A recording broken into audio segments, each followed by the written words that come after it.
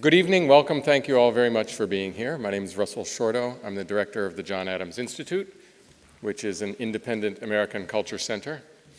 A few months ago when we began trying to get Robert Kaplan for this evening, we could not have predicted that his presence would be as timely as it has become with events in Egypt and elsewhere.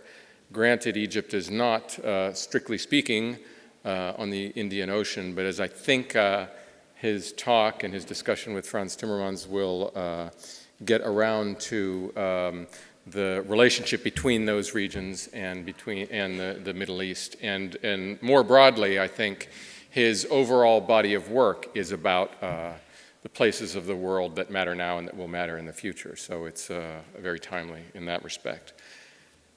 Robert Kaplan will speak for 20 or 30 minutes, and then we'll have a moderated discussion with our distinguished moderator, Frans Timmermans, and then there will be time for questions. The aforementioned distinguished moderator, Frans Timmermans, in the last government was the Dutch Minister for European Affairs. He's now a member of the Tweede Kamer, the Dutch Parliament, and he is a professor at Utrecht University. And he has also recently been noted for his impeccable Oxbridge accent, which will be on display.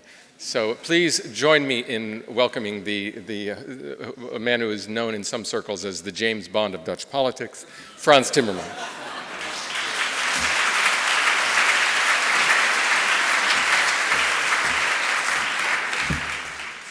That's what one would call set up to fall. Good evening to all of you. It's a great pleasure for me to introduce a writer who's been my travel companion for many, many years. When I was working in the Balkans or in Africa, Robert Kaplan always had something to say, and what he had to say was extremely powerful for a couple of reasons.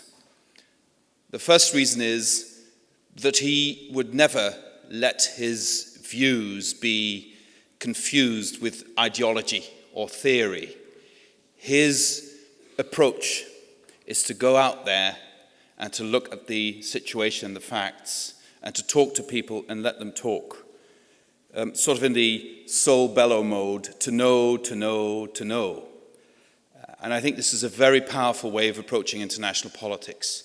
Just go out there and look and note what people say and then try and put it into perspective.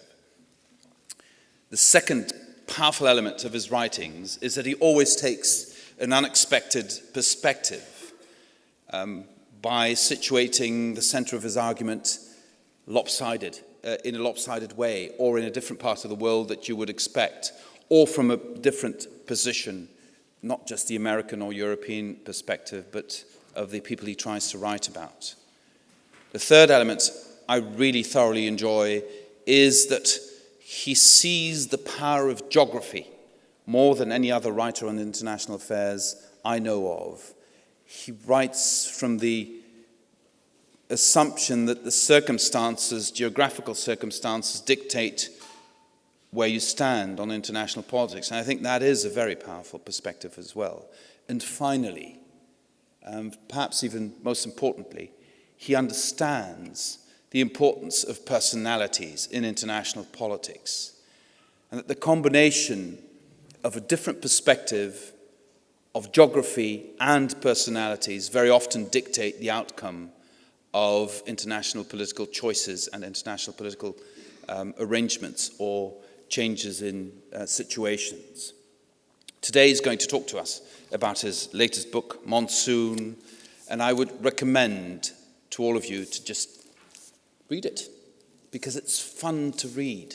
It's got so many stories, it's got so many perspectives.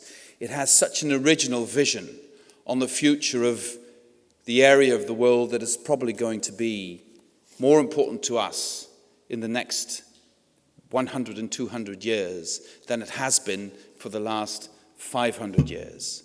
But of course, you don't want to hear me talk about all this. You want to hear the man himself, and I would like to invite Robert Kaplan now to take the floor. Thank you very much.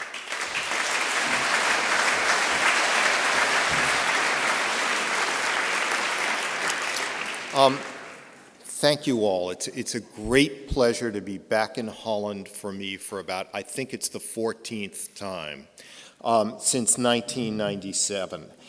And what I'd like to talk to you about tonight is a world that's actually quite familiar to Dutch navigators of the 17th century, which is the Greater Indian Ocean.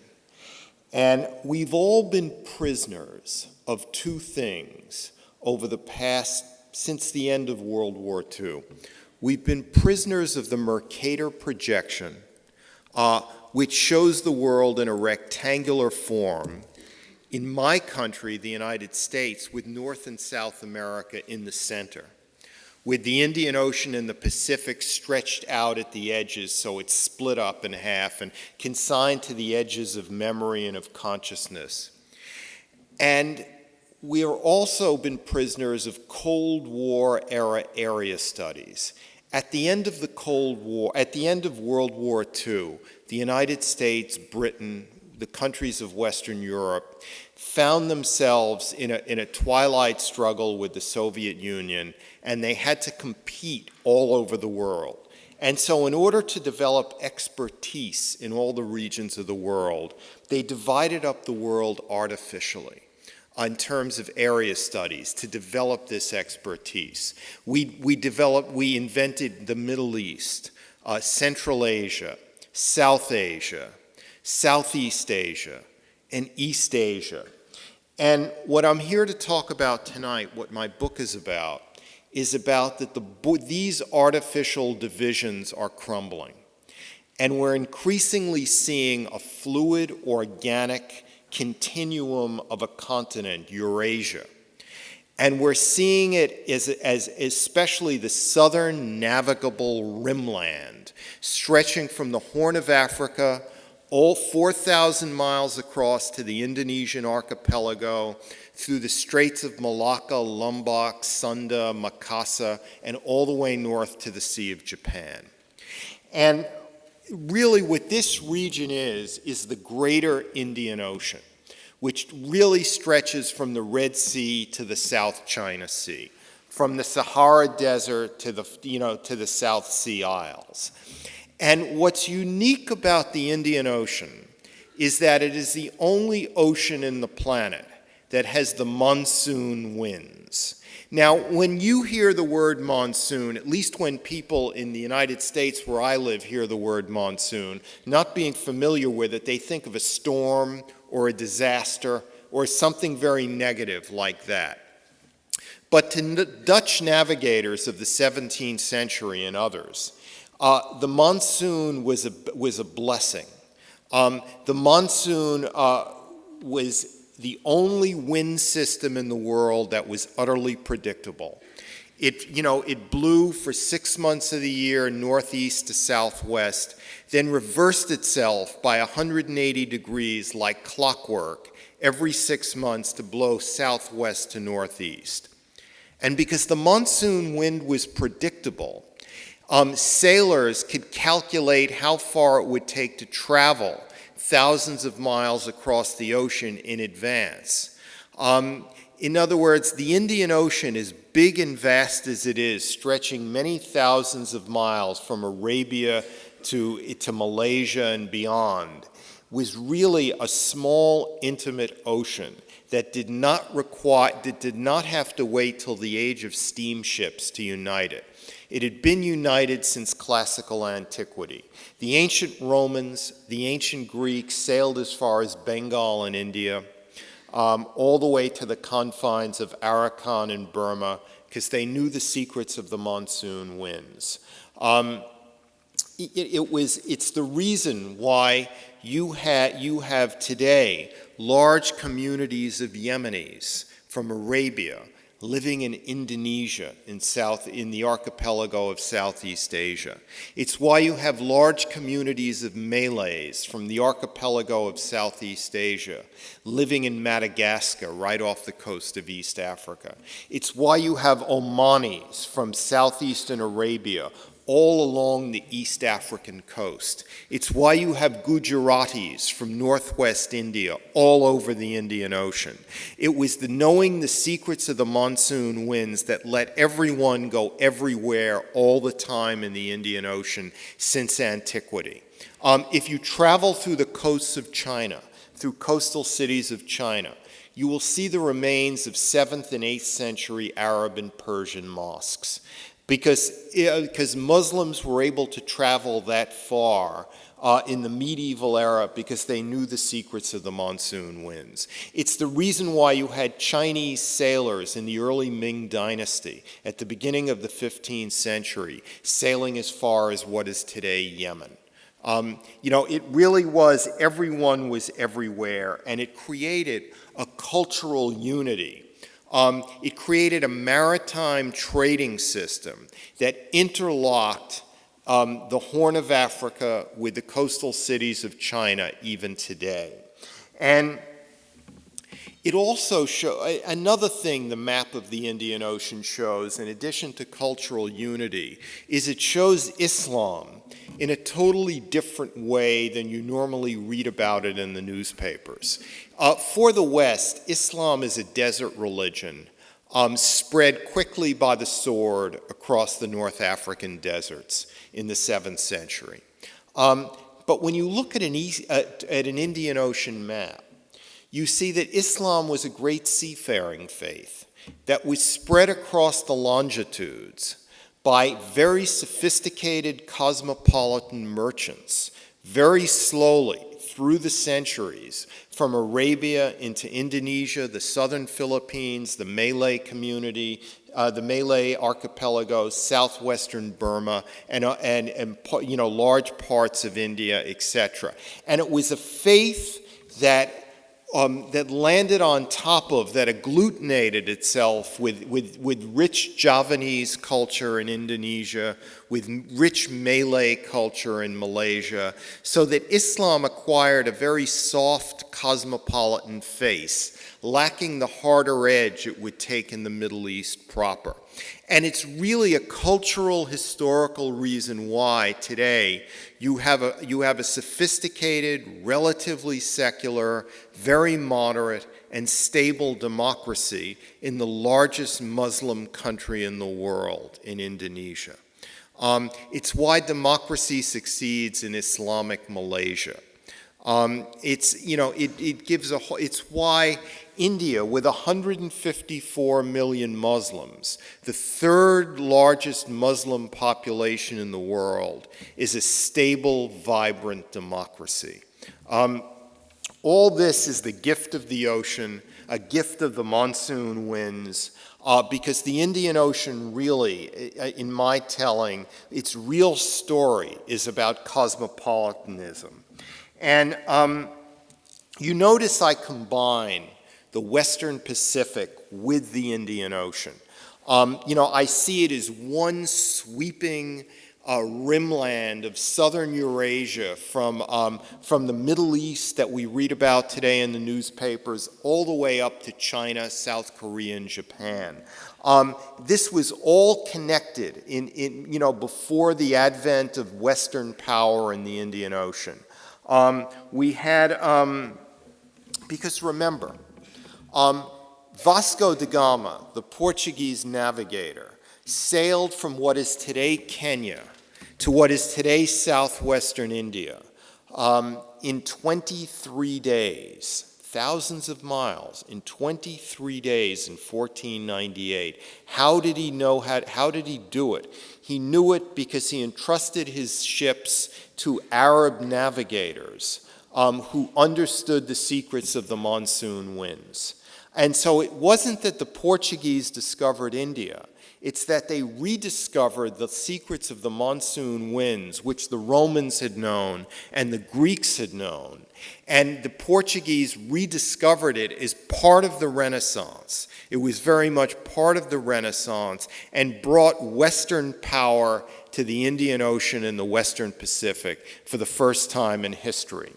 And the Portuguese, of course, were succeeded by the Dutch in the 17th century, who established trading colonies throughout the Indian and Western Pacific, and particularly in the Southeast Asian archipelago.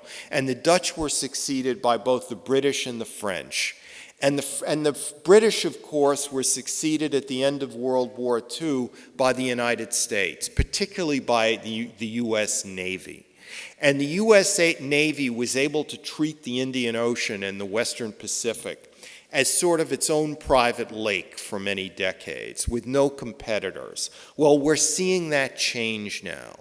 We're seeing the rise of Asian militaries and navies. We're seeing the plateauing of the size of the U.S. Navy. So we're at the beginning of the end of Western dominance of this whole area, and a return to its domination by indigenous powers for the first time in 500 years.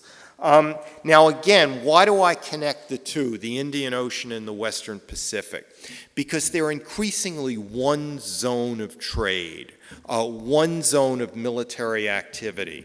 There are various canal and land bridge projects in the works.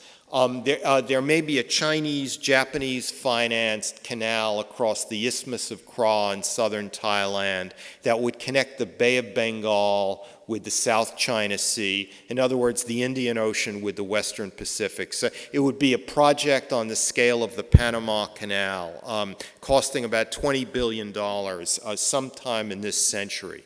Dubai Ports World is investing in a feasibility project for connecting the Malay Peninsula with roads and railways that will take oil, natural gas, and merchandise from one side of the Malay Peninsula in the Bay of Bengal to the other side in the South China Sea.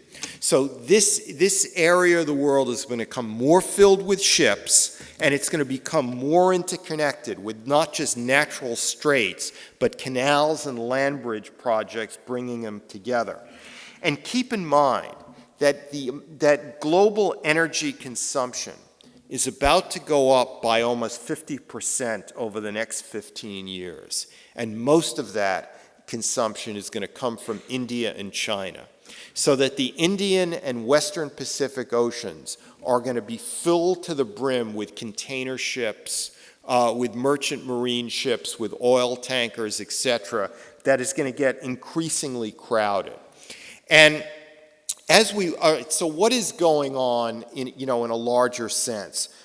What is going on is that we already know that we live in a multipolar world in an economic sense and in a diplomatic and political sense. But what we don't know yet is that we're also moving into a multipolar world in a military sense, because the tremendous economic growth of Asia and India, what I call the Indo-Pacific, this tremendous economic growth over the past 30 years is leading to the growth of national militaries in all of these countries. In other words, militaries are not developed so much by cruel dictatorial regimes as they are by very successful, vibrant, liberal democracies with vibrant capitalist systems. The Indian Navy is about to become the third largest navy in the world. China will have more submarines than the U.S. Navy over the next 15 years. Japan, quasi-pacifistic Japan, has 123 state-of-the-art warships, which is 4 times as many warships as the British Royal Navy. Military power is moving to Asia, and it's no longer old-fashioned oxen, cow, low-tech armies like the Chinese People's Liberation Army, the Indian Army. What's developing throughout Asia are truly civilian military post-industrial complexes with cyber warfare capacities, with the latest state-of-the-art warships and submarines and stealth fighter jets all over. So while we focus on the Middle East, military power is moving to Asia. And it's moving to Asia in a very naval sense. One of the reasons I emphasize naval in this talk is because even in this jet and information age, 90% of intercontinental global commerce travels by sea.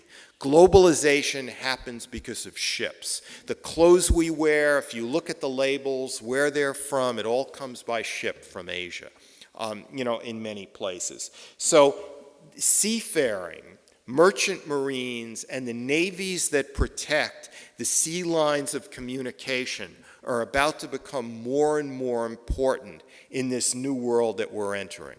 And in this new world that we're entering, think of China as moving south vertically towards the Indian Ocean, and think of India moving east and west horizontally along the Indian Ocean. China is building state-of-the-art port complexes, harbor complexes at Gwadar in southwestern Pakistan, at Chittagong in Bangladesh, at Hambantota in Sri Lanka, in Kayuk Phru in Burma. China is also pouring tremendous military and economic aid into all these countries so that China will one day have a strong naval and merchant marine and container ship and warehousing presence all along the Indian Ocean. China is building a network of ports along the Indian Ocean that will be the 21st century equivalent of 19th century British coaling stations. India, meanwhile, is moving east and west. It's strengthening ties with Iran, with Saudi Arabia to the west, and to Burma to the east. India may be parliamentary democratic in the Western tradition, but India has closer and closer relations with the Burmese military regime because India does not have the luxury to stand aside and watch China take Burma as a semi-satellite. Burma, which is rich in rubies, jade, natural gas off the coast in the Bay of Bengal, timber and hydropower, is a jewel that's being fought over by India and China. And Burma is one of those countries that has a great future in the headlines because at the end of this benighted military regime in Burma, we will see a weak democracy with regional separatism in the west, in the north, and in the east, and a real struggle going, for the unity of Burma. What I'm talking about really is a post-Iraq, post-Afghanistan world, a world where the center of conflict and economic trade and power is fast moving to the Indian Ocean and the Western Pacific. Let me end my talk with three little vignettes about Sri Lanka, the South China Sea, and Taiwan. Sri Lanka had an awful civil war between ethnic Sinhalese Buddhists who made up the government in Colombo and Hindu Tamils who comprised generally the Tamil Tiger organization in the northern part of Sri Lanka. That civil war ended suddenly, decisively in May 2009. And what you probably didn't read about was that the real winner was China. Because as the West pulled out, citing human rights violations committed by the Sri Lankan government in Colombo, China moved in supplying the Sri Lankan government with everything from fighter jets to assault rifles at roadblocks, and aid and building, as I said, a brand new harbor port complex at Hambantota, which I describe in detail in my book along with the other harbor complexes. And so Sri Lanka today is beholden to China. Sri Lanka occupies a very important geographical position at the confluence of the main sea lines of communication 30,000 merchant ships a year pass just south of Sri Lanka. Because remember, the Indian Ocean is the world's global energy interstate, across which passes all the oil and natural gas from the Middle East to all the burgeoning middle-class flesh pots of coastal China, South Korea, and Japan. So the Chinese realize how important Sri Lanka is. It's something that the West doesn't realize in this changing global geography. The South China Sea. The South China Sea will be as important in the 21st century as the Persian Gulf has been in the latter third of the 20th century. The South China Sea is rich with oil and natural gas. It's one of the world's great energy routes, one of the great trade routes, connecting the Indian Ocean with the Western Pacific. China seeks to dominate the South China Sea the way the United States dominated the Caribbean in the late 19th and early 20th century. Remember, it was American domination of the greater Caribbean basin that made America a great power in the first place at the end of the 19th century, because it gave America control over the Western Hemisphere and then allowed it to affect the balance of power in the Eastern Hemisphere. China expects to do the same in the South China Sea, but they're coming up with resistance. They're being resisted by the United States, by Vietnam, by Malaysia, by other countries who have counterclaims. And what's really emerging, which I find very ironic, is a new alliance between the United States and Vietnam, where U.S. warships call regularly at Vietnamese ports, where the U.S. is providing Vietnam with civilian nuclear technology. As the Vietnamese say, we fought one war with the United States, but we fought dozens with China. And we're very afraid of China. And we need the United States Navy and Air Force as a balancing power in the region. Finally, let me end my talk with Taiwan. China, mainland China, has 1,500 short-range ballistic missiles focused on Taiwan. But there are also 270 commercial flights each week connecting mainland China with Taiwan. Taiwan, therefore, is being slowly enveloped by China, intimidated by one hand, brought into the Chinese trading sphere in another. What we're seeing, and once it's clear that the United States has no ability to defend Taiwan, will really be in a multipolar military world, which will, and one of the real dramas of the 21st century will be between how the United States and Chinese navies interact with each other in the Western Pacific and the Indian Ocean.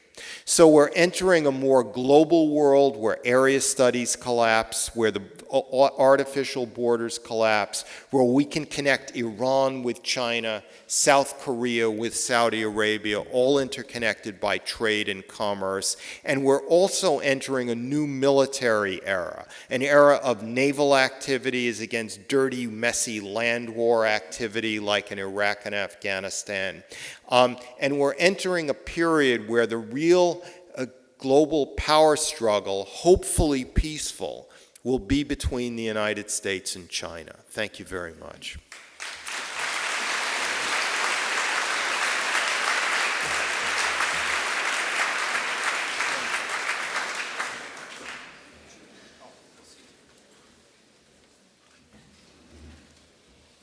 Well, that was really fascinating stuff, and one of the things I really wanted to ask you about, that will be my first question.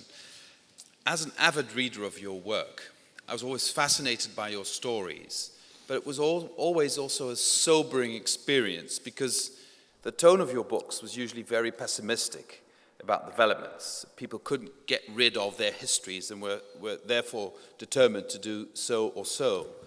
Now, this book is surprisingly optimistic about the future, not just for the region itself, but but also for the United States as a player in that region. Could you perhaps elaborate on that? Yes. The Indian Ocean region is really a part of the world that's becoming, what we're seeing emerge is classic, natural balance of power politics, where you have the rise of China, but you also have to balance it, the rise of India, the rise of Vietnam, the rise of Indonesia, and what I call the psychological remilitarization of Japan, where Japan becomes a normal great military power, not ashamed of its past, because so many decades have transpired since that, and we have a new Japan.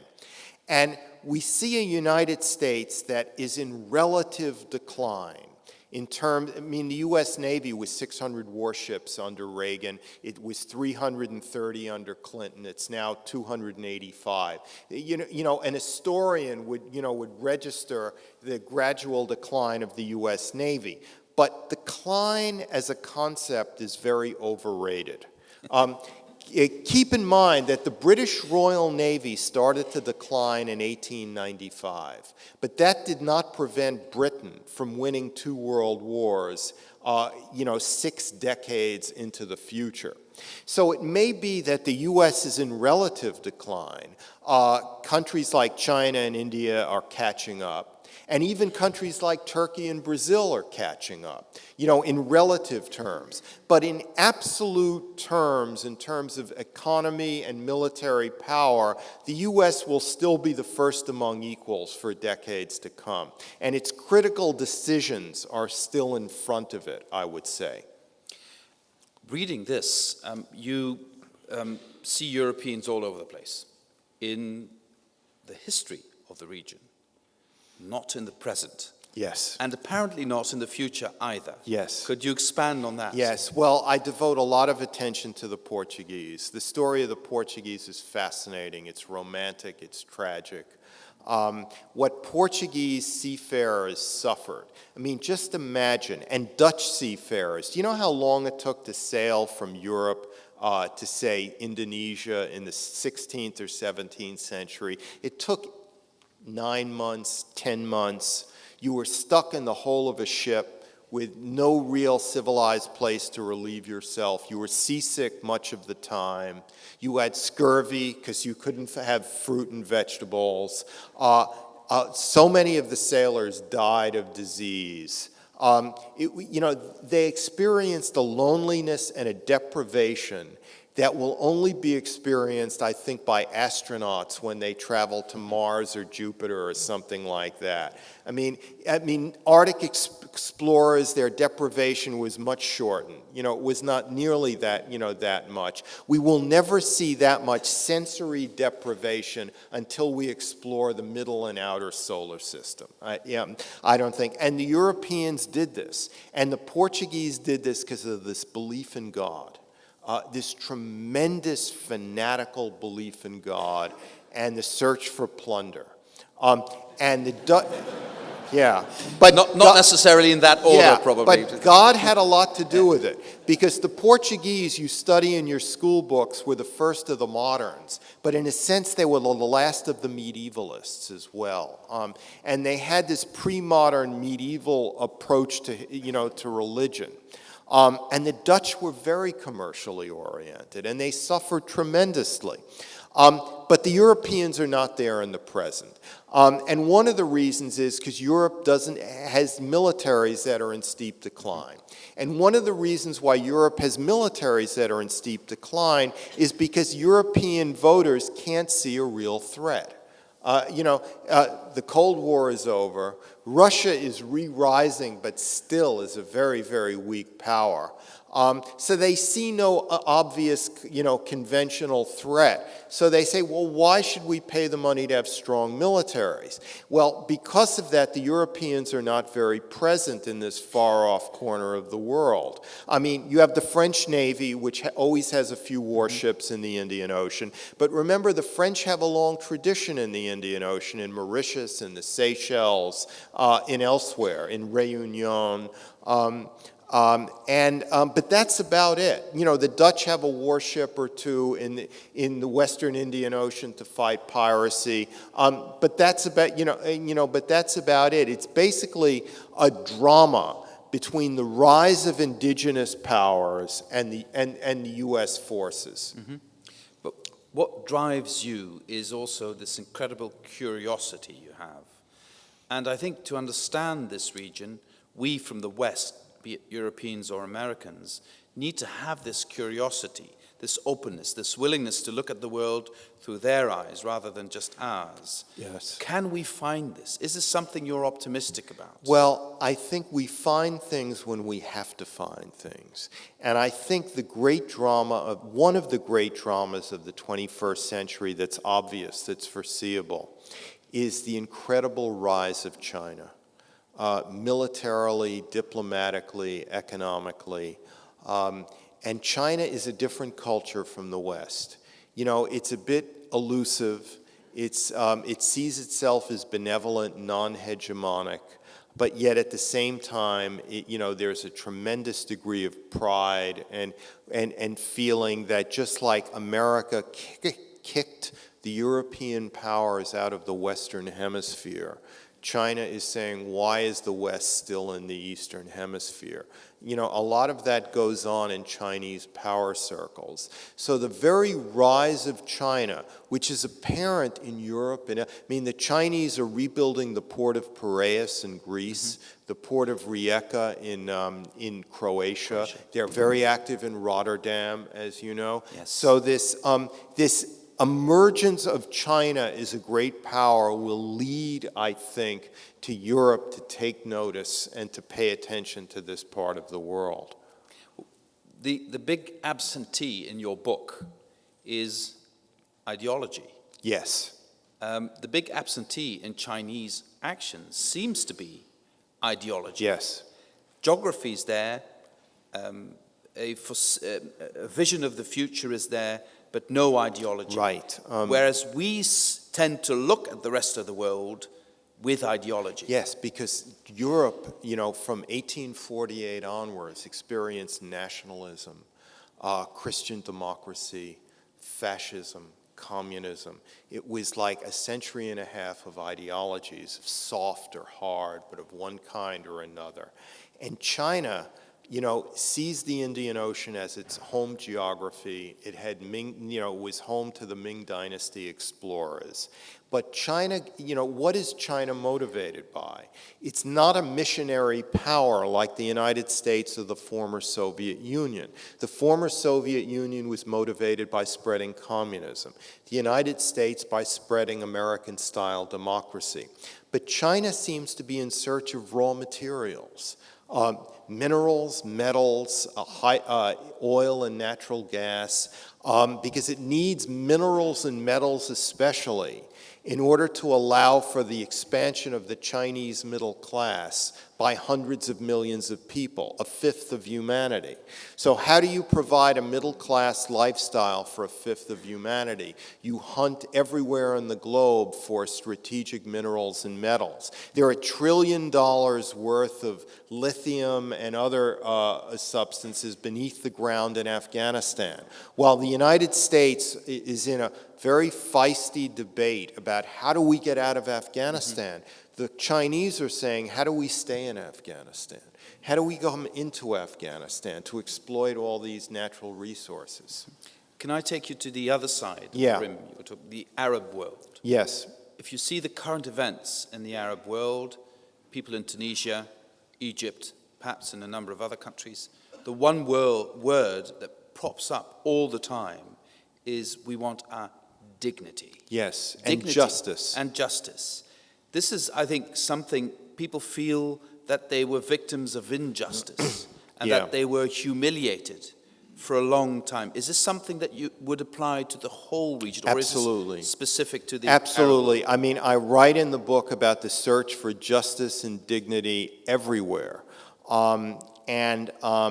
I think what we're seeing in Egypt and Tunisia is the end of tired, sterile national security regimes, which basically had a rigged system whereby if you were connected to the regime, you got ahead, and if you weren't, there was no opportunities for you. What we see throughout the greater Indian Ocean is a search for systems of governance that are better than there was in the past. I talk about Oman in the book, and Oman has an absolute ruler, Sultan Qaboos, but though it's an absolute monarchy, there's also civil society. It's a non-corrupt, meritocratic system with ministries and institutions that actually function, where people can get ahead because of their talent, much like Lee Kuan Yew's Singapore. So in many places, it's not the search for democracy per se, it's the search for justice and dignity and a better deal. Now in Egypt, it's taken on the form of democracy as it has in Tunisia, because the lack of dignity, the lack of justice is associated with an authoritarian regime. And so the antidote to that is democracy. But in other countries, it won't be so much democracy because they already have it, but less corruption, for instance, or stronger institutionalization. Mm-hmm. You're also an advisor to the administration in the United States. And I would argue that this poses a particular challenge to the US foreign policy, because to many people in those nations, the United States was part of the problem rather than the solution for decades. They were the co-agents of indignity or of injustice. And how do you change that without creating instability in other parts of the Arab world? That's the classic dilemma that the Obama administration is facing in Egypt. The Obama administration has two contradictory goals. It has to solve two things. It has to be on the right side of history in Egypt, which means on the side of regime change, on the side of democracy.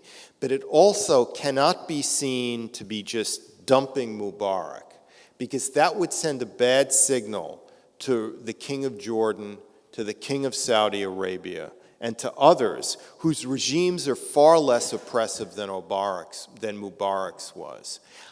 So it has to kind of square a circle. And one of the ways President Obama is doing this is by advocating slow change in Egypt, like a 2-year or a 1-year transition period to a democratic system overseen by the military, as a sort of like a compromise solution. But yes, the United States was seen, take the 9/11 terrorists. They were mainly Saudis and Egyptians. And what really, really motivated them, it was hatred of their own regimes, which were seen to be the beneficiaries of American power, so that America was indirectly oppressing them. That's ending in Egypt. The fall of Mubarak is a good thing because it takes an argument away from Al-Qaeda. Basically. It's going to be no longer an American autocracy that oppresses Egyptians. Egyptians are going to take their society by themselves into control.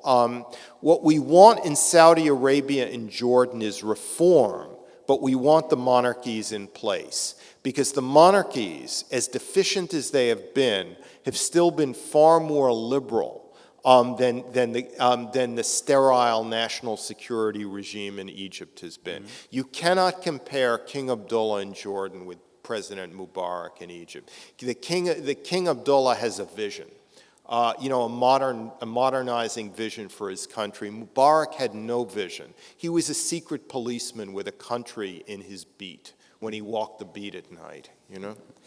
I will ask you one final question, and then we'll turn over to people who probably want to ask you loads of questions.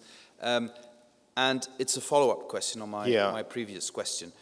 Lebanese writer Amin Maalouf, who's written in French a lot, has argued for many, many years, if the Americans and the West want to get out of this conundrum, you will have to accept the risk of a certain level of instability. Yes. And dissociate yourselves from these injustice-producing regimes. regimes. Yes. And is this not the opportunity Egypt is giving us today? Yes, and in fact, as difficult as it may be for the audience to accept, this was the vision of American neoconservatives, who argued for a regional transformation in the Middle East. Of course, the invasion of Iraq was miscast and a big mistake, but they argued for a regional transformation of the Middle East to less stable democracies, saying that instability in the short run was worth the price of a better system in the long run. So there's this constant argument between realists and idealists, so to speak. Realists feel that the nature of the regime isn't important. It's whether or not they're friendly to to your own country. That better a pro-American autocratic Egypt than an anti-American democratic Egypt. Neoconservatives and liberal internationalists say no. It's not, that's not really a realistic scenario. A really realistic scenario is better to have an anti-American democratic regime that over time by itself will moderate. But in fact, what we've done in Algeria and in the Palestinian territories is say, we want you to have democracy, but once the people chose a party which we didn't trust, we said, no, that's not the kind of democracy we want you to have. Yeah, democracy is messy. It's very messy. And remember, it took Europe hundreds of years, a millennium really, to go from medieval kings to stable Western-style democracy. It took a millennium, and it took many wars. And so we cannot expect people in the greater Middle East and the Indian Ocean to go fast forward cold turkey overnight from authoritarian systems to presto, stable Western-style democracies. It's not going to happen. And it's not going to happen in China. China is very interesting in this debate because the Middle East doesn't really present a philosophical challenge to the West. The Middle East now wants something equivalent to Western-style democracy. But China and Singapore basically say, there's another system out there that's not democratic, but provides for the happiness of people just as well, and it's low-calorie authoritarianism.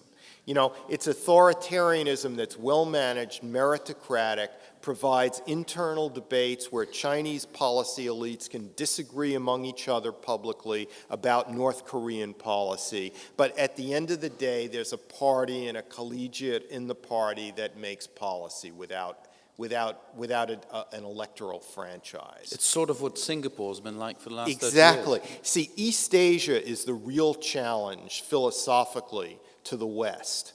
The Middle East is not. Thank you very, very much. Over to the audience. Is there anyone who would like to pose a question to Mr. Kaplan? We need a microphone, obviously. Okay. Yes. Anyone? I'm perfectly happy to continue. Yeah. There we are. Yeah. Sir, go right ahead. Find a microphone and please put your question. What are the options for Israel? The options for Israel, to avoid becoming,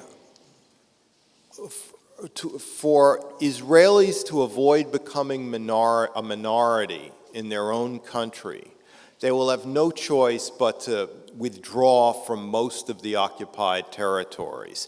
What's been made public in recent weeks is just how close Israeli and Palestinian negotiators came to a peace deal.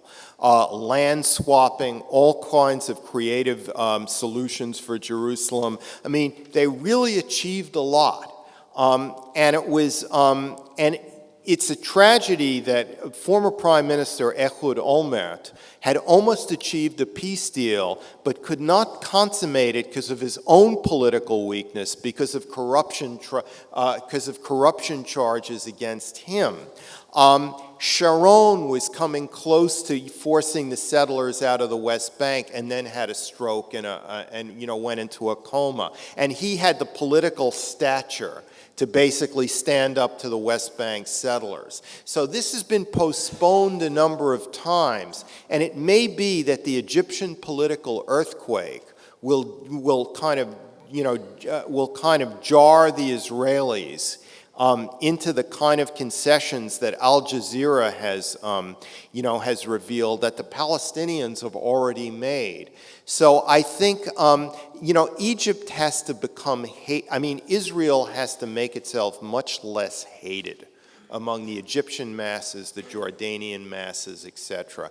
And though withdrawal from the West Bank will not solve that problem, it will solve a significant portion of that problem.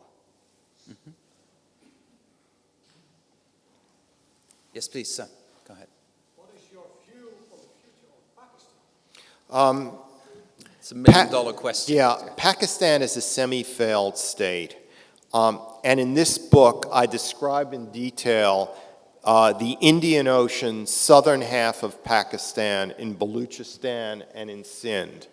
And I show that the only possible way forward for Pakistan is as a more decentralized state, with less control from Islamabad and the Punjab, and more autonomy for Baluchistan, Sindh, and the Northwest Frontier Province, which has recently been renamed. And Pakistan can either survive as a more federal, loosely governed system from the center, or it could crumble, itself. And Pakistan is an example where you do have a gradually enlarging civil society. Poverty has been cut by a third in the last decade, which is a significant achievement, but where it's all very fragile. And in a very fragile system, a significant minority, like Islamic extremists, can wreck the whole experiment. And so it's really Pakistan. I know we're focused on Egypt today, but Pakistan is the real story of this coming decade. And would you say that India's future, which will probably make it more relaxed in its own environment once its economic power and also its societal development increase, would that not bring a solution of the border conflicts it has with Pakistan closer to reality? And would not also the relationship with China, if it improves, help bring this to a more peaceful situation? India's future is going to be significantly determined by what happens in Pakistan. Remember, India in a naval sense is becoming a great global power, but in a land sense, India has semi-failed states on its borders in Pakistan, Nepal, and Bangladesh. A crumbling of Pakistan would present enormous security problems and decisions for India. The last country on earth that wants to see Pakistan fall apart is India. Because if Pakistan were to fall apart, you would have, and I talk about this in the book, a Baluchistan and Sindh that would align itself closer with Mumbai and New Delhi than it would with Islamabad. And you could have a rump radicalized Islamic Punjab in the north of Pakistan, kind of like the rump of Serbia in the former Yugoslavia. Don't think that the bifurcation of the subcontinent between Pakistan and India is the last word in human development in the subcontinent. Mm-hmm. There could be future political arrangements. Mm-hmm. As you know, it's one thing I want to expand on because it's about Pakistan. You know that in Europe, and especially in this country, we've become obsessed with Islam. Yes. And the interesting thing about your book is that, first of all, you call Islam a portable religion, which is something I will never forget. I think it's a wonderful way of putting it. But you also say its importance in the development of that part of the world should not be exaggerated. It is a civilizing element, a cosmopolitan element, Yeah. and we should see the diversity in Islam much Yeah. more, not just what we see coming out of the Arab Oh, world. absolutely. And it's a portable religion because it doesn't have a geography. Yes, there's Mecca, where the Prophet, came from, and Mecca and Medina, but it's a value system that can be transported by merchants who eat the same food, who keep the same dietary regulations, who have the same moral and ethical code. So it can be transferred from one place to the other. That's why Islam was a great religion of trade. It was a trader's religion. And the traders in all cultures are the most cosmopolitan people.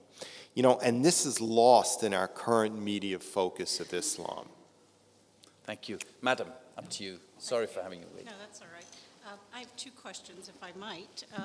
First of all, thank you very much for your analysis, which is very, very interesting. I guess thinking about it, though, I'm a little bit worried what the implications might be, especially as I understand you've had similar talks in Washington. I'm hearing through a number of sources that this is gaining some currency, which may be good in your view, but it also may feed into renewed interest in arms sales and building up the U.S. military more. And of course, then we'll ask our European friends to build up their military. So is that necessarily the route that one wants to go? Or could there be a benign explanation for what China is doing? That's one question.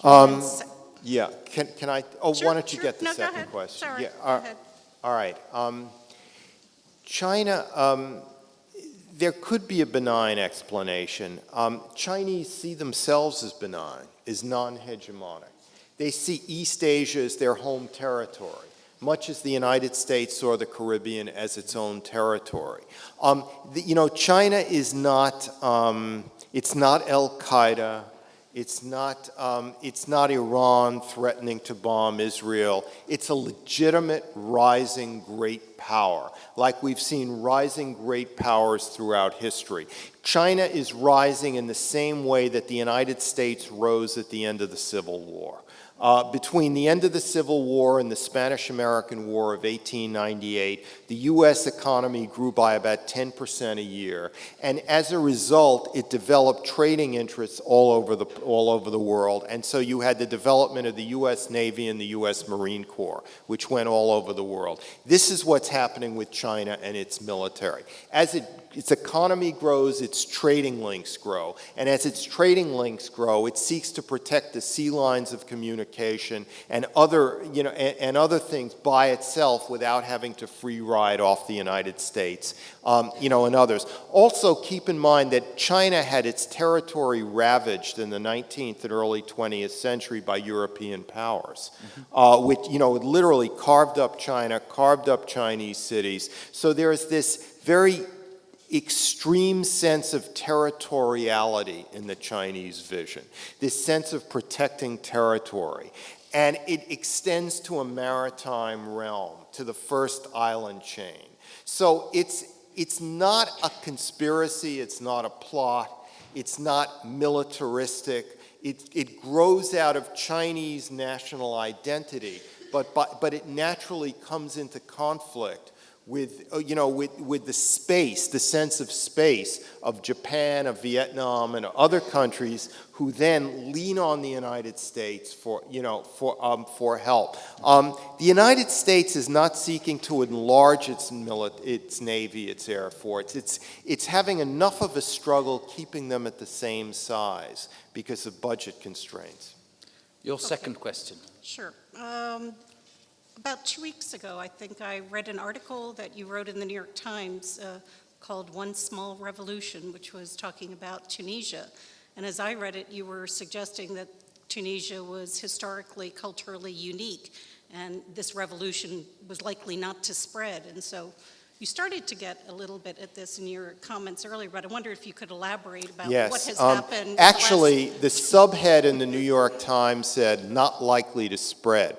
But I didn't write that, the editors did. It happens to all of us. Yeah. What I wrote was that Tunisia is culturally and geographically unique, and I went into significant detail about how it is. But then I said, but so is every other Arab country. And yes, there are reasons why this may not spread, but here are the reasons why it will spread.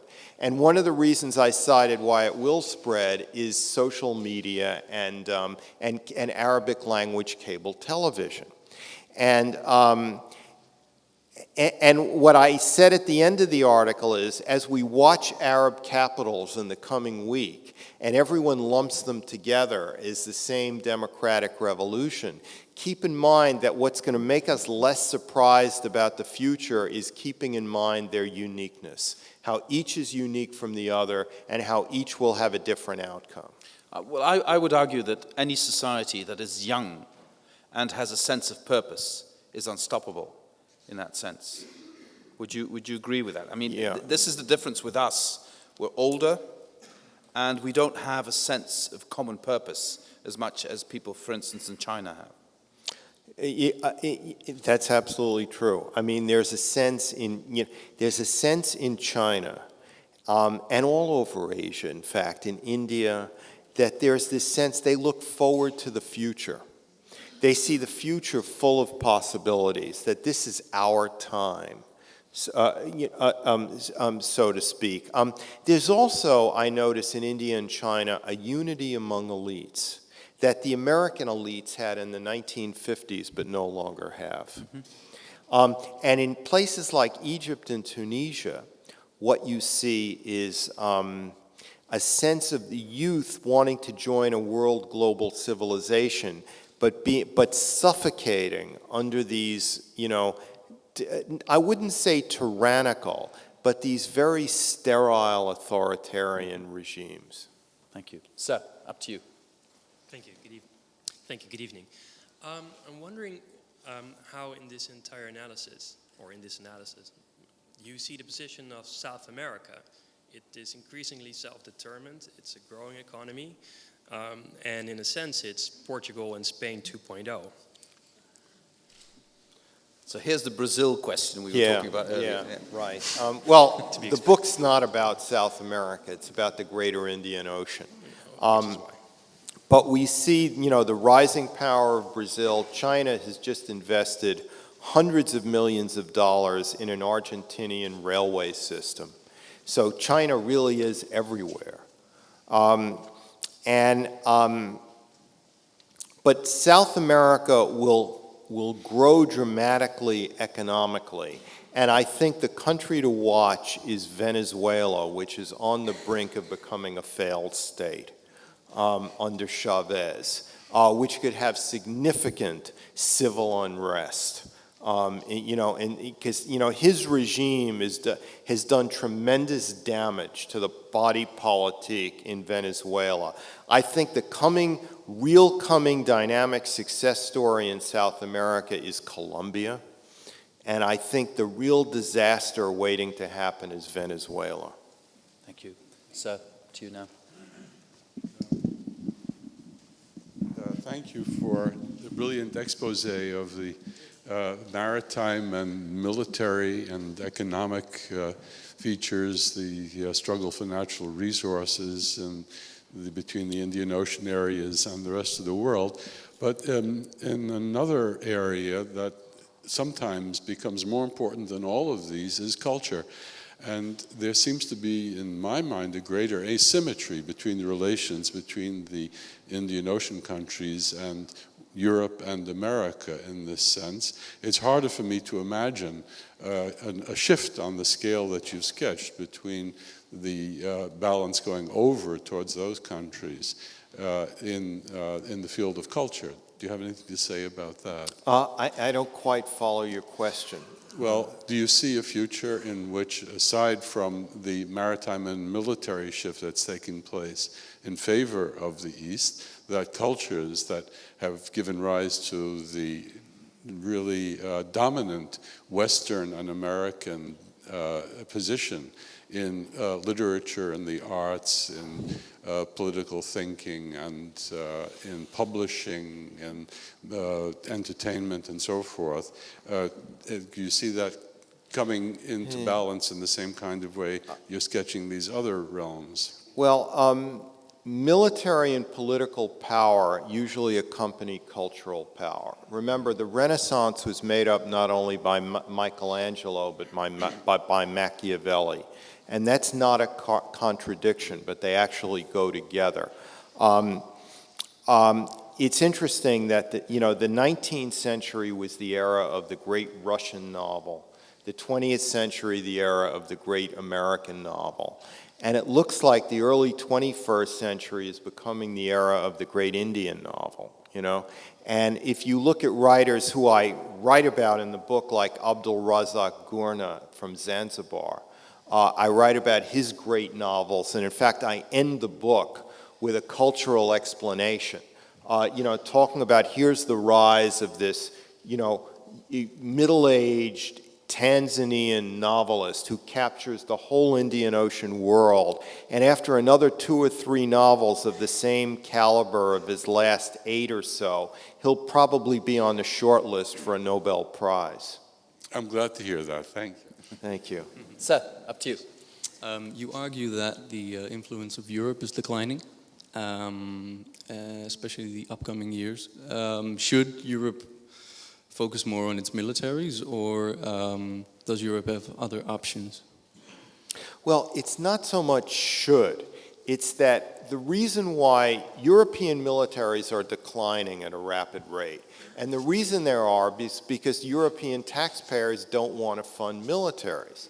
And the reason why European taxpayers don't want to fund militaries is they can't see a palpable threat in a conventional sense. The Cold War is over. Yes, Russia is rising as a kind of neo-czarist state, but it's not yet at the point where people really see it as a credible threat to Europe. And the real threat that I think Europeans see is they see terrorism, they're uncomfortable with immigration. Even if you have a major terrorist attack, I can see that leading to, more funding for intelligence services, for police, but not necessarily for armies and navies. So until Europe sees a need for more armies and navies, they're not going to pay for it. And if they don't pay for it, one of the side effects is that Europe's influence is going to be muted, despite Europe's great economic power, the fact that the European Union is a bigger economy than the United States economy. But it doesn't accompany that with political and military power, so its power to coerce, to influence, is not as big as it would be.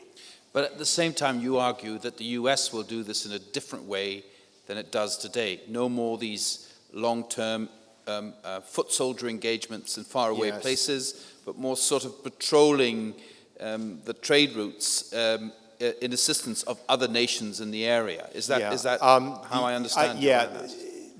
The key for the U.S. to stay relevant as a great power is less Army, more Navy and Air Force, less ground engagements, more naval activity, I would say. But my point would be that if Europeans understand that nature of projecting your military power, it might become more attractive for them to be part of it. Well, navies have always been attractive to peace-loving nations. Because navies make port visits, armies invade. Ships take a long time to go places, leaving a time for diplomats to solve problems. Navies cannot project power on land very well, so they don't occupy civilian populations. Navies have a real attraction for peaceful societies, as a way to project power. You've made some sailors very happy, I'm sure, tonight. The gentleman in the checkered shirt. Yes, and then it's... Well, first of all, thanks a lot for your talk. Now, my question's very related, but your answer so far still left me wondering a little bit, because you mentioned the Navy straight away when Mr. Timmermans asked you about why Europeans aren't present at all in the Indian Ocean area. But especially in a friendly little country like ours, we like to think that's not the way that we're ever going to play a part. We're going to do it by trade and because we're such nice people and cosmopolitan and through education. Is that totally naive, or is there a chance for that to work as well? I don't follow the question. Could you Yeah. try, what you're trying to say is that there's another way of projecting your international Yes. position than just When military, when is it? asked why Yeah. Europeans aren't active in that area, you said we don't have a navy. But here, I think the consensus is that, for instance, for Holland to play a part in Asia, it's through very different means than military means. Is there an alternative way? Yeah. It's this analysis that the Americans are from Mars and the Europeans from Venus, Yeah, yeah. Here's how I would answer that. It's that's true, but remember, it also means that you're free riding off the United States, because the reason globalization can take place is because sea lines of communication are safe and free.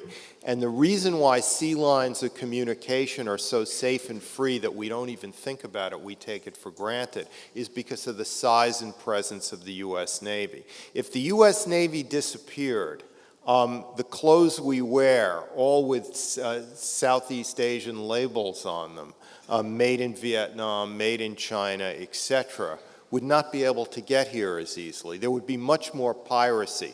Piracy is now a great journalist story, and it's a nuisance, but it's not a strategic threat yet, but it could become one. Thank you for shattering my illusion that I'm wearing an Italian suit. But Okay, anyway, all right. Sir.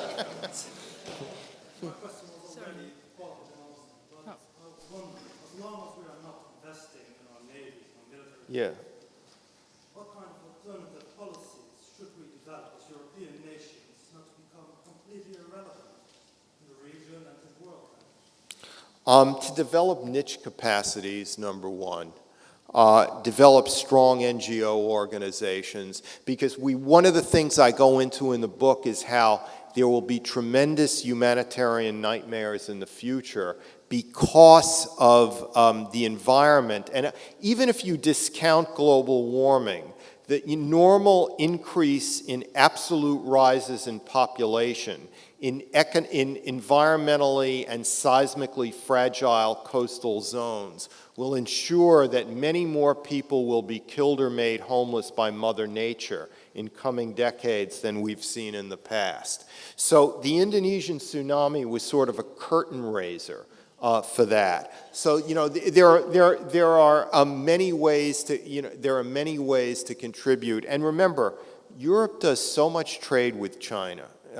So much trade with Asia that in and of itself gives it influence. In my experience in government, just to add two sentences, both the Americans and the Chinese were embarrassed by the fact that Europe was absent. They would love Europe to be part of the deal because it would make life for both of them slightly easier if Europe would be part of the equation rather than just being absent. Sir. Sorry. Madam. Thank you. It's far away. Eh? I'll lose some sleep over this tonight, I'm sure. It's like the ships on the sea. They Sorry. don't see very clear. Yeah. But Mr. Kaplan, you've taken us all over the world tonight, which was wonderful. But there is one continent which wasn't mentioned yet, and this is Africa. It's in the book. And maybe in the book, yeah. I was very curious since in the Cold War, many battles were fought on the African continent. Now the struggle will be, in your view, more between China and the United States, with China so present already now in Africa in the last decades and growing. What will the role of Africa be, and will there be any role? Yes, I kind of conclude. So upbeat about Africa. I conclude the book with a section on Africa and about how Africa, especially East Africa, is being pulled into this vibrant trading zone literally between Africa and Japan. How the Indian Ocean also includes Africa, and how the rise of the former Third World in India and the Persian Gulf and China is leading to tremendous investment by all of these parties in Africa.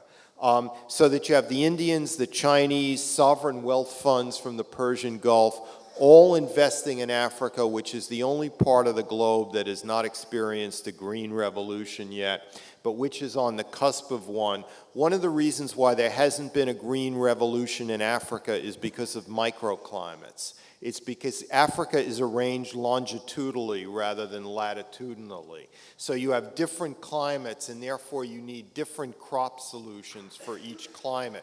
Whereas Eurasia is aligned horizontally. So you have a similar climate, say, in northeastern India as you have in southwestern Iran. So it enables a green revolution. But I was very downbeat on Africa in the early 90s, 17 years ago, and I think the mid and late 90s proved me accurate. But I'm very upbeat on Africa now. Not all, it's a big continent, it's hard to generalize. Nigeria could go either way. Liberia and Sierra Leone are doing better. Côte d'Ivoire has been a disaster since the late 1990s and continues to be. South Africa is not going to be a failed state. It will become a middle-level power like Brazil and Turkey, I think. And East Africa will have the benefit of being pulled into this ancient Indian Ocean trading zone. Mm-hmm. Thank you. Thank you.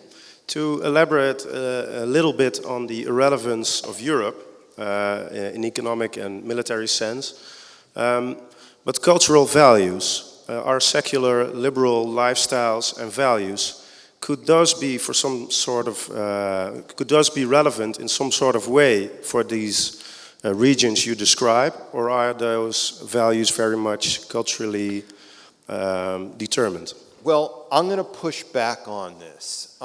When I look at East Asia, and particularly the South China Sea, what I see is a paradise for realists. What I see is the rise of old-fashioned meat and potatoes nationalism, ethnic nationalism.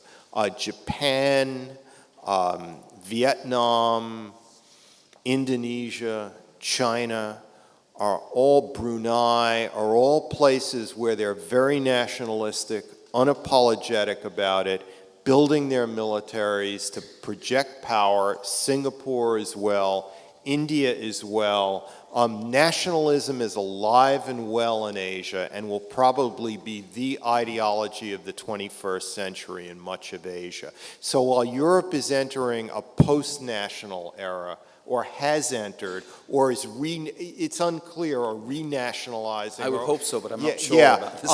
Asia is really the paradise for nationalists. It's 1848 in Asia. Yes. So you've been asking for the floor for a long time. Go ahead. In the 70s and 80s, I believe a lot of people said Japan, especially in the States, Japan would eat our lunch. Yeah.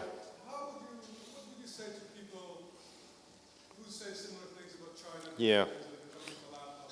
It's an interesting discussion. I remember those days very well. And then Japan went into economic stagnation, which has lasted kind of to the present, and they have almost a zero or negative birth rate. And that's another, that's a whole other issue. I would say that China is coming from a much lower position economically. Remember, China has been decimated since the late 18th century. The 19th century, the early 20th century were lost periods of history for China, and China is really recovering. Think about it this way. China always had a lot more people than the West, but the Industrial Revolution took place in the West, so the West became stronger. Once the Industrial Revolution caught on in China, because of the massive population, it is naturally becoming stronger. But you have a strong point, because China's economy has grown by about 10% a year for the last 30 years, but I don't believe it will grow for 10% a year for the next 30 years. China will have upheavals, it will have change. It will not go into stagnation, it will have eruptions, I think. You know, it's unclear how long China's authoritarian leaders can govern the way they're governing without opening up the society. And when you open up the society more, you get instability. And instability could lead to economic decline, at least for a short period of time. So, you know, China's road ahead is going to be bumpy. But I don't see like a 15-year economic stagnation. What I see is political eruptions in China that will really challenge the system. But your book is not a linear projection. No, it's not. No, it's very much a time capsule. Mm-hmm. Here's how this region looks at this phase in history. Thank you very much. Sir. Please, can you explain what other vital interests of the United States are at stake in the Indian Ocean apart from an uninterrupted oil supply? So will the US lose interest when the oil runs are dry in Arabia? US interests in the Indian Ocean are mainly about trade, and it goes far beyond oil. US trade, you know, in terms of consumer goods, clothing, anything you can name comes from Asia. So that Asian security is directly related to American security. It goes far beyond oil and natural gas. Because it is an interesting point, because in this book there is not much thought about what the ecology will do, what the change in energy patterns will do. And I assume your thesis is that the influence of that is marginal, not fundamental. Am I correct to? Yeah. Because there are other issues at hand, not just the energy situation. Right, yeah. The US is getting less and less oil from the Middle East. More and more from Africa, from West Africa especially. We're getting 25% of our oil now from West Africa, from the Gulf of Guinea. And, you know, more oil from South America and elsewhere. But yet our interests in the Far East keep growing and growing because, you know, that's the world financial capital. So, we have time. I'm sorry, but that's going to be the final question for tonight. So, go ahead. No, your question will be the final question. Good evening. Mr. Kaplan, a long-standing theme of yours is talking about the future entente between our nation and the Chinese. And so, could you repeat that part? A long-standing theme of yours is the future entente between the United States and the Chinese. Yeah. And when I hear folks from your generation talk about that a lot, one of the analogies that we often hear is that of the Cold War, which sounds a little old-fashioned to me, mostly because I was 10 years old and the Soviet Union fell. And one reason it sounds old-fashioned is because the Soviet Union was expansionist in an ideological sense, and the Chinese really aren't. They may be expansionist in an economic sense, but so are we, right? So I wonder if by answering that future entente with a military buildup, are we preparing for the last war, or are we preparing our country for the world that you rightly project? Well, the Cold War formed my youth. I mean, really. I mean, I was like, you know, the fall of the Berlin Wall, the prison of nations of the Eastern Europe, you know, I covered throughout the 1980s. And the main difference between Cold War Europe and East Asia is that Cold War Europe was a ground war environment with hundreds of thousands of Soviet and American and other troops massed in Central Europe. East Asia is a maritime environment, which means it will therefore less likely to come into conflict. And you're right, China is not a missionary power. It's not promoting an ideology. It's out in search of natural resources to develop its middle class, which will number about a fifth of humanity. I don't think we're planning for another Cold War. I don't think we're trying to refight the last war. The Department of Defense in the United States really works hard on this, and they understand that that the challenge of China is far different than the challenge of the Soviet Union. There's not an ideological battle. China, the economies of America and China are deeply intertwined in a way that the U.S. and Soviet economies were not. This puts all kinds of brakes on the system, so that leaders will go to extreme lengths to avoid a conflict. And so there are boundaries that both sides sort of agree to because of this economic, this kind of economic interdependence. But we will have a real competition of the seas, hopefully peacefully. And the U.S.-Chinese relationship will have a hard edge and a soft edge to it. And the soft edge will be economic, and the hard edge will be naval. Thank you very much. Ladies and gentlemen, Mr. Kaplan's been on a grueling schedule as long as he's been here in the Netherlands. He's done scores of interviews. He's seen many, many people. And he's given us, I think, a wonderful, wonderful presentation tonight. I want to thank you as well for being such a great audience and actually putting questions rather than statements, which is not something I see every time we have these sort of discussions.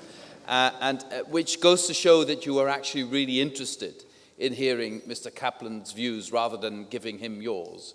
I want to thank you for that. And I have had a great evening, and I hope you all had a great evening as well. I want to thank Russell Shorter and the John Adams Institute for organizing this, and I bid you farewell on behalf of Mr. Thank you. Thank you very much. Thank you.